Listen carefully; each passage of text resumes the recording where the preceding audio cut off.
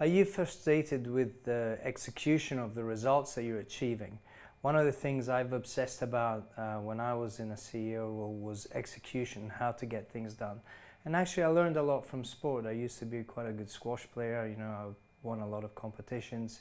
And I started at a very young age.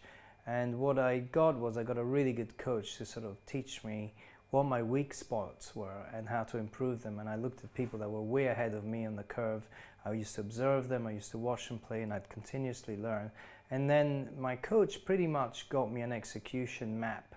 Over the years, it was a multi-year map, you know, on how to get to be, you know, a regional champion or whatever, and they worked back from the end point. So we started with that as a goal, and we worked back from the point that we were now. And it was basically everything was measurable. So he said, well, in this year, you know, you need to get, you know, to this #1 position. And to do that, you need to be able to do these kind of strokes really well. You need to have this kind of fitness, which means that you have to do certain activities. So I would have to sort of practice, for example, my backhand return, which is a really weak spot in a lot of the players. And I would spend hours and hours practicing that after school endlessly. And I'd do the work, I'd do the activities, and I got really good at those things so that my weaknesses became my strengths. And then we worked to sort of round out all the different skill sets, so you became a very rounded individual, and then you started getting good. Now business is no different. Once you've set your vision, your 3 to 5 year audacious goal, you've just got to break it down to what are the specific measurable activities that you're going to do that are going to deliver that outcome. And it's not just like, oh, I'm going to grow revenues by 20%.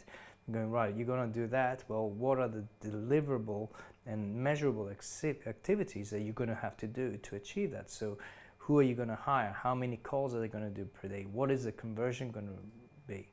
And then once you do that, and let's just say that to achieve a goal of getting $1 million, for example, you had to get 10 clients that are $100,000 each. And to get those 10 clients, you'd maybe have to meet 1,000 people or phone them. I would then go, right, okay, well, to get a margin of safety, let's do 1,500, so that we definitely make sure that if there's a factor X, we're going to hit that goal, right? And so it's always about erring on the side of caution, taking more action, being much more specific, and then it's repetition, because with repetition you learn, you iterate, you refine, and then you improve. And that's what we've been doing day in, day out to get to a spot either in sport where you're good or in business where you excel. There is no different. I found there's a lot of parallels between the sporting world and the business world in terms of having an objective, having the discipline to execute, and then having the open mind to learn and be coachable, see your weak spots, and just to keep on going. And I don't think business is any different. You know, there's tried and tested methodologies that if you really push hard and you work with somebody to show you the way, and you just do the work, and you keep your head down and you don't get distracted, you will get the results. So execution is absolutely key, and that's how you get it done.